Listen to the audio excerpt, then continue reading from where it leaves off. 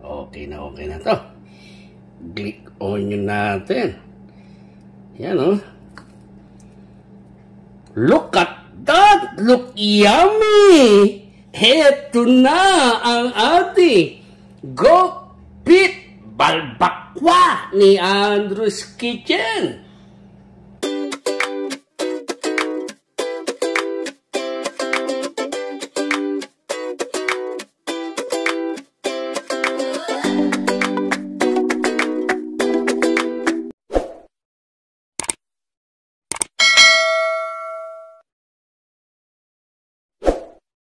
One, two, three. Darling, I love you, I love you, I love you, I love you, I love you, I love you, I love you, I love you, I love you, I love you. Gasa muna natin itong panang kambing natin, kakityan, para matanggal yung lansa niya, yung pinaka-anggol niya. Malamig na tubig ang pinanghugas natin. Kakityan, maglalagay tayo ng tanlad. Lemongrass. Palalasahin natin yung balbakwa natin. Lalagay tayo ng lemongrass. Lalagay tayo ng peppercorn. Nandiyan yan. Lalagay tayo ng 1/4 na cinnamon. Kakityan yan. At pamintang durog. Lalagyan tayo ng sibuyas, kakityan. Ito yung pampalasa natin sa ating masarap na balbakwa goat pit ni Andrew's Kitchen. Palalambutin lang natin ito ng 1 oras kalate, itong pit ng kambing natin, kakityan. Kakityan, after 1 hour, check natin yung goat pit natin. Ay, ito na siya. Oh. Malambot na siya, kakityan. Set sa side natin yung pit ng goat natin, kakityan. Yan.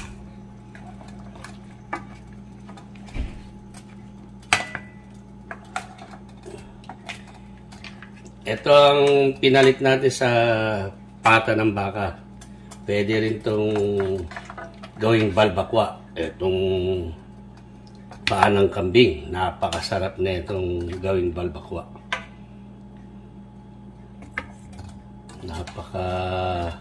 Calcium niya rito. Ayan. Sarap niya, kakityan. Try niyo yung paa ng kambing.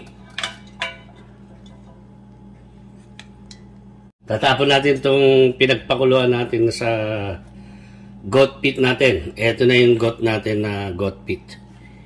Sineperate na natin siya.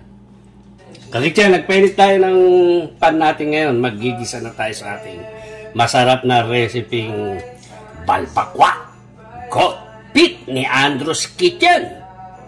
Ito'y parang para sa ating masarap na Noche Buena mamaya. Yan. Maglalagay rin tayo ng 1 kutsarang butter.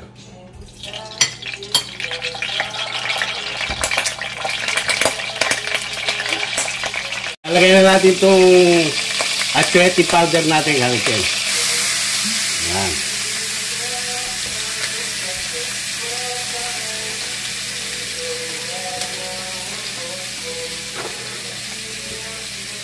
Lalagay na natin yung bawang natin. Nagigisa na tayo. At saka itong chili natin. Chili natin dry. Wala tayong fresh na nabiling chili. Lalagay na rin natin itong sibuyas. Yan. I-mix lang natin.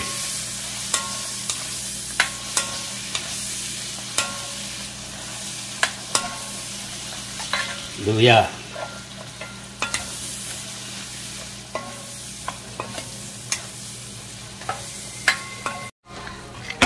Lalagyan natin itong kambing, itong panang kambing, kakityan. Mix lang natin.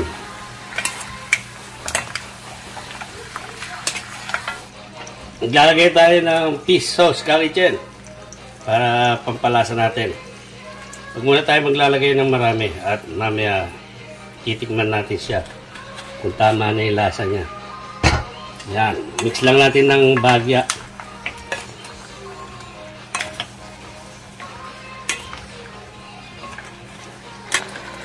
Okay, dyan, maglalagay tayo ng tubig nito para palambutin na natin siya na may sabaw. Yan. Tansyahin lang natin yung sabaw natin. Tama-tama ito sa malamig na gabi ngayong Pasko. Yan. Mix lang natin kakitchen.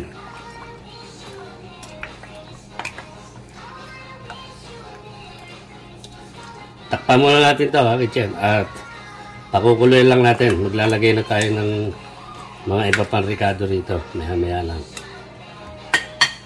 Kakitchen, check natin yung goat pit barbacoa ni Andrew's Kitchen. Ito na siya kitchen, oh. Look, yummy na. Lambot na, oh. Maglalagay tayo ng black beans. Ayan.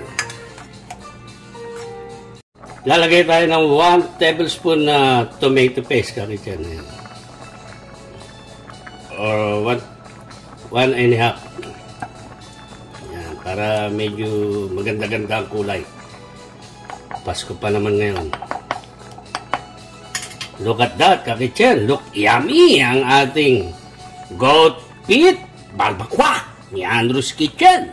Lalagyan natin itong red and green bell pepper natin. Ayan.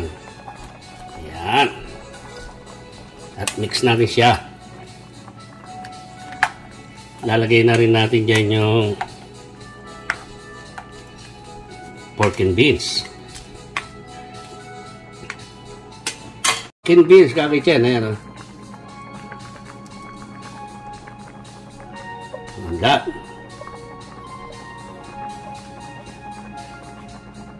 Mix natin. At magtitimpla na tayo. Maya-maya lang konti. Titimpla na natin to ng pampalasa. Titikman natin maya-maya yung sauce. That. Ang barbacoa natin, kakitchen.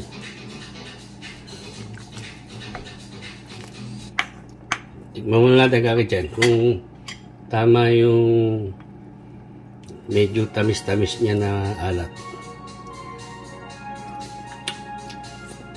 Sarap na. Kulang lang sa alat. Lalagay tayo ng patis. So, tayo lang muna natin kumulo. At titikman uli natin. Tama na yung tamis niya ng konti at saka yung angang niya sa paminta kanina at saka yung mga herbs na nilagay natin. Talagang lasang-lasang barbacoa. Ang pagkakaiba niya lang, kakitchen, goat ang ginamit natin. Yan, napakasarap pala ng goat sa barbacoa. Imbes na tuhod ng panang baka. At saka yung sabaw natin, medyo sticky siya. Konti lang ang sticky niya. Yan. Kasi tinapon natin yung pinagpakuluan niya. Malansa yun eh. Ito, sigurado malinis to. Ang sarap. Tamang-tama to sa mainit na kanin. Yan. Ready na to, kakitchen. Lalagay na natin yung onion leek natin. Eto na ang ating goat pit barbacoa ni Andrew's Kitchen.